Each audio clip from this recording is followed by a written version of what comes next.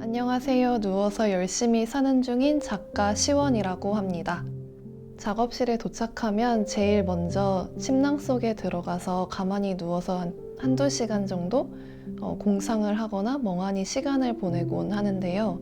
저한테 있어서 이 시간은 모든 작업 과정 중에서 가장 중요한 순간으로 꼽힙니다.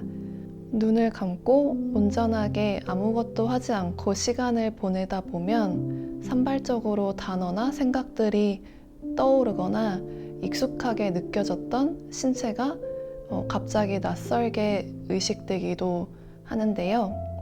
고요하게 침잠하던 순간들에 떠오르는 것들을 단서로 해서 모든 창작 활동의 시작이 되기 때문에 그 순간을 가장 중요한 순간이라고 말하고는 하는데요.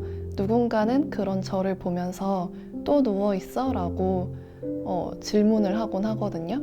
이 사회는 경제적 가치를 창출해 내는 경제 행위만을 가장 생산적인 삶이라고 인정해 주기 때문에 다른 사람들이 보기에 저는 쓸모없는 짓을 하거나 시간을 그냥 버리는 중이라고 보고는 합니다.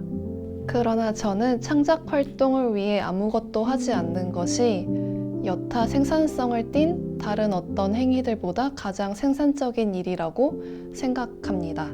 이 지점에서 과연 아무것도 하지 않는 것이 비생산적인 일일까 하는 의문이 생겼고 그 의문에서부터 작업이 출발하게 되었습니다.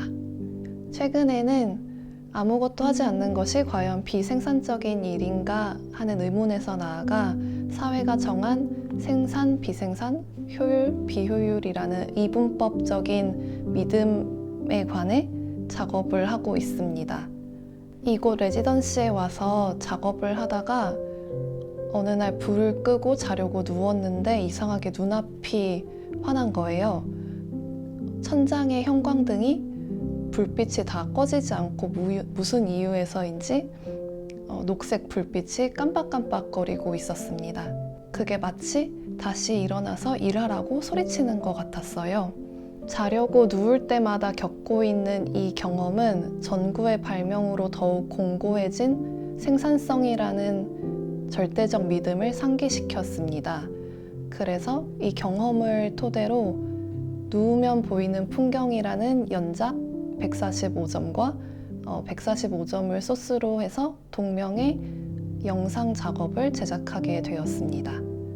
우리는 아무것도 하지 않고 시간을 보낼 권리가 있고 그래야만 하는 마땅한 이유가 있습니다. 그런데 우리가 살아가는 이 이분법의 세계에서는 늘 실체 없는 죄책감을 이고 살아갑니다. 게으름이라는 죄의 역사를 거슬러 올라가 보면 그 끝에는 전구와 시계의 발명이 있다고 하는데요.